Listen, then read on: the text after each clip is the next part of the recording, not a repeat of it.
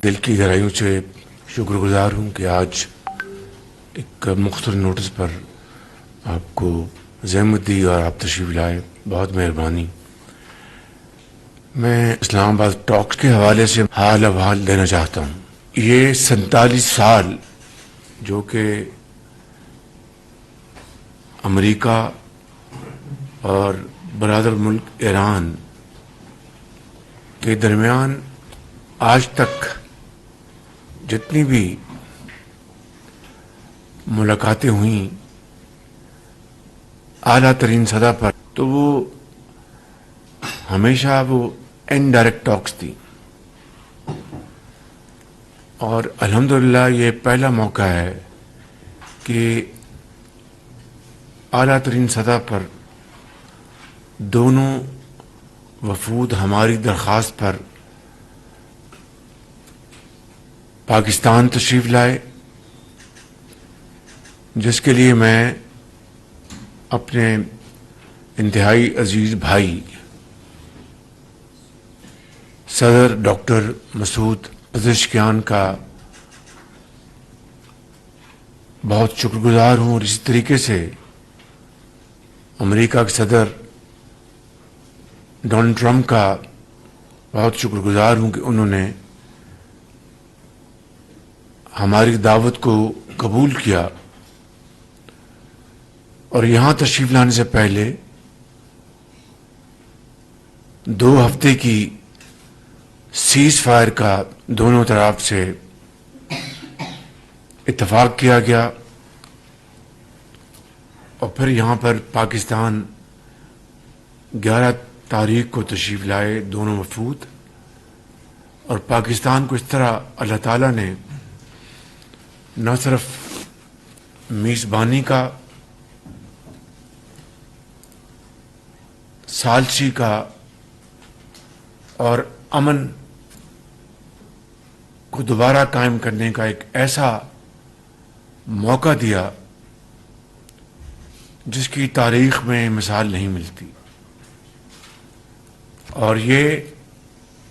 عزت پاکستان کی اللہ تعالیٰ کے فضل و کرم سے 24 کروڑ عوام کی عزت ہے۔ یہ میری نہیں، آپ کی نہیں،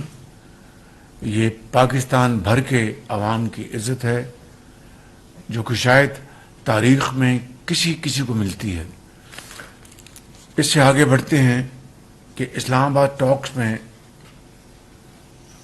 گفتگو شروع ہوئی، اور اس طرح جو جنگ کے بادل منڈلا رہے تھے وہ خدا خدا کر کے پاکستان کو یہ موقع ملا کہ اس کو مستقل امن میں بدل دے۔ یہ بات ذہن میں رہنی چاہیے کہ دنیا کی تاریخ اگر آپ اٹھا لیں، اوسلو ایکارڈ، آپ جنیوا ایکارڈ لے لیں، گڈ فرائیڈے ایکارڈ لے لیں، اور اس طرح سوڈان کے اندر جو ایک خانہ جنگی جاری تھی، اور دوسرے علاقوں میں کئی ماہ سے لے کر کئی سال لگے جنگ رکوانے میں اور امن قائم کرنے میں، اور یہاں پر اسلام آباد میں یہ دونوں وفود تشریف لائے، اور 21 گھنٹے متواتر ان کی یہ گفتگو چلتی رہی، انڈائریکٹلی نہیں۔ یہ پہلا موقع ہے کہ دونوں وفود آمنے سامنے بیٹھے، میں اس کا گواہ ہوں، اور میں سمجھتا ہوں کہ اس کے لیے پاکستان کی قیادت نے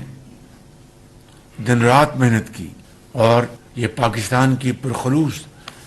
کاوشوں کا نتیجہ ہے اللہ کے فضل و کرم سے کہ آج سیز فائر ابھی بھی قائم ہے، اور جس وقت میں آپ سے بات کر رہا ہوں جو کوئی معاملات کچھ تھوڑے بہت کہیں اٹکے ہوئے ہیں، ان کو حل کرانے کے لیے پوری کوشش جاری ہے۔ اس لیے میں سمجھتا ہوں کہ اسلام آباد پیس ٹاکس بذات خود ایک تاریخی واقعہ ہے۔ پاکستان کو ثالثی کا موقع ملا، میزبانی کا موقع ملا، اس انداز میں اور ان حالات میں کہ جب پوری دنیا کی معیشت ہچکورے کھا رہی ہے۔ آج جاپان کے وزیر اعظم کا فون آیا اور انہوں نے کہا کہ وزیر اعظم آپ کو میں مبارکباد دینا چاہتی ہوں کہ پاکستان نے ایک بڑا اہم کردار ادا کیا اور کر رہا ہے۔ اسی طریقے سے یورپ کے کئی سربراہان نے مجھے چند دن پہلے فون کیے اور انہوں نے پاکستان کی کاوشوں کو دل سے سراہا اور کہا کہ ہم کیا کر سکتے ہیں کہ یہ مذاکرات کامیاب ہو کر امن میں بدل جائیں۔ تو میں سمجھتا ہوں میرے بزرگوں، بھائی اور بہنوں، یہ جتنی بھی ہم محنت کرتے اگر اس خدا کو منظور نہ ہوتا تو یہ عزت پاکستان کو نہ ملتی۔ یہ محنت اس رب نے 24 کروڑ عوام ہمارے بزرگوں، بھائیوں اور بہنوں کی دعاؤں سے قبول کی ہے، اور پاکستان کو اس حوالے سے یہ عزت ملی۔ میں یہاں پر ڈپٹی پرائم منسٹر جناب اسحاق ڈار صاحب اور ان کی ٹیم کو میں بھرپور خراج تحسین پیش کرنا چاہتا ہوں، جنہوں نے اس کے لیے دن رات محنت کی اور کاوشیں کی، اور خاص طور پر میں فیلڈ مارشل سید عاصم منیر اور ان کی ٹیم کو دل کی اتھاہ گہرائیوں سے نہ صرف شاباش دیتا ہوں بلکہ اپنی طرف سے، آپ کی طرف سے اور قوم کی طرف سے ان کو خراج تحسین پیش کرتا ہوں کہ ان کی فراست اور حکمت سے الحمدللہ یہ جنگ بند ہوئی اور عارضی سیز فائر پر اتفاق کیا گیا۔ میں گواہ ہوں ایسے لمحات کا، چونکہ بطور وزیر اعظم میری یہ ذمہ داری ہے کہ جو قومی راز جو ہیں وہ راز رہیں، لہذا وہ راز تو میرے دل میں دفن ہیں، لیکن میں اتنی بات آپ کو بتا سکتا ہوں کہ اس حوالے سے جہاں پر میں نے ڈپٹی پرائم منسٹر صاحب کا اور ان کی ٹیم کا ذکر کیا، وہاں پر فیلڈ مارشل اور ان کی ٹیم نے وہ راتوں کو جاگے، پوری رات جاگے ہو، اور بعض لمحات ایسے آئے، بات ٹوٹتے ٹوٹتے وہ جڑتی رہی۔ اس مالک کا ایسا خاص کرم ہوا، اور ایک لمحہ نہیں ہے، کئی ایسے لمحات ہیں، کئی۔ اس حوالے سے میں آپ کو یہ بھی کہنا چاہتا ہوں کہ انسان کوشش کرتا ہے، محنت کرتا ہے، رب کے آگے جھکتا ہے، اس کوشش کو اور محنت کو قبولیت صرف اللہ تعالیٰ کی ذات دیتی ہے، انسان نہیں دے سکتا۔ اور میں یہاں پر یہ بھی کہوں گا، آپ کو علم ہے کہ ایران اور امریکہ کے جو وفود جن کی سربراہی ان کے vice president J D once کر رہے تھے، اور ایرانی وفد کی سربراہی ان کے اسپیکر محمد باقر غالباف اور جناب فارن منسٹر عباس عراقچی کر رہے تھے، ان دونوں وفود کے بیانات کو آپ دیکھ لیں، علیحدہ انہوں نے بیانات دیے ہیں، انہوں نے دونوں نے مشترک باتیں کی علیحدہ کہ ہم پاکستان کی میزبانی کے بے حد شکر گزار ہیں، اور انہوں نے پاکستان کی قیادت کی، پاکستان کی سیاسی اور عسکری قیادت کی بھرپور تعریف کی، اور انہوں نے کہا کہ ہم پاکستان کا ہم بے حد شکر گزار ہیں، اور ان کی بہت مہربانی کہ انہوں نے اس معاملے میں بھائیوں جیسا کردار ادا کیا اور کر رہے ہیں. تو میں سمجھتا ہوں کہ دونوں وفود واپس گئے اور پاکستان کی میزبانی، پاکستان کا خلوص دل کے ساتھ ثالثی کا انہوں نے ذکر کیا. تو کہنے کا مقصد یہ ہے کہ الحمدللہ یہ مثبت اور تاریخی کردار یہ اللہ تعالیٰ نے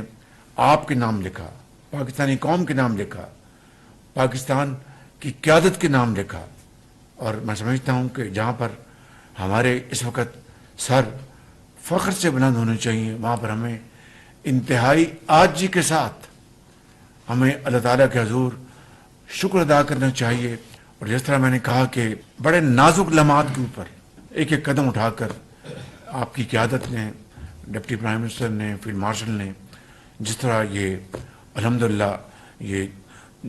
دو ممالک، یعنی آپ جانتے ہیں کہ 79 میں کس طرح وہاں پر ایک ریولوشن آیا، اور اس کے بعد یہ لمبی تاریخ میں نہیں جانا چاہتا. ان دو ممالک کو